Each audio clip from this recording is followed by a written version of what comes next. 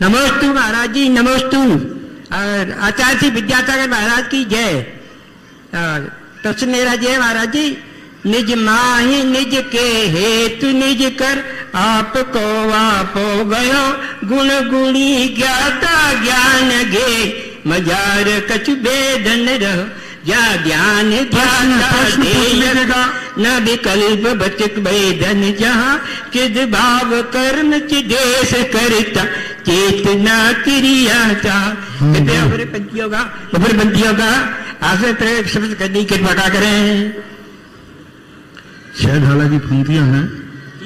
हाँ साहब, वहां पर जाकर के निज भाव को न्यारा किया, जिन परम पैनी सुबुद छैनी डार अंतर भेदिया, वर्णादि अरुरागादि से निज भाव को न्यारा किया।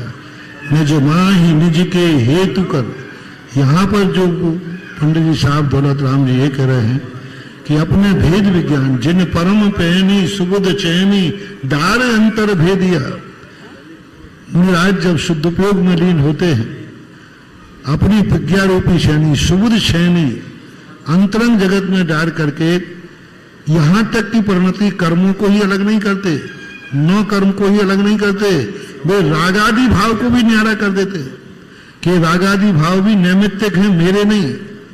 पूज्यवर कुंदकुंज स्वामी ने समय सार के अंदर राग द्वेष आदि ये आत्मा के नहीं, ये सब पौद्गल के हैं, क्योंकि पुद्गल के निमित्त से उत्पन्न होते। तो जब ज्ञानी सामायिक में ध्यान में शुद्ध उपयोग में लीन रहता है, तब वो राग द्वेष भाव आदि ये परिणाम मेरे आत्मा के स्वभाव नहीं है। चिद भाव कर्म चिदेश करता चेतना क्रिया कहाँ, तीनों अभिन्न अखंड शुद्ध उपयोग की निश्चल दशा। उस समय वो सब प्रमाण नए निक्षेप को न उद्योत अनुभव में दिखे। प्रमाण नए निक्षेप इन सब को गुण कर देता है।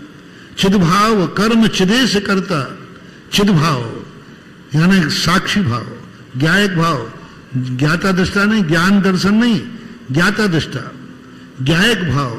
और ज्ञायक भाव का अर्थ होता है मात्र वो देख रहा है, मात्र वो जान रहा है, मात्र उसका साक्षीभूत बन जाता है। उस समय शुद्ध उपयोग की दशा प्रकट होती है। वो शुद्ध उपयोग केवल ज्ञान के पूर्व जो शुद्ध उपयोग की दशा घटित होती है, उस दशा का वर्णन वहां पर किया गया।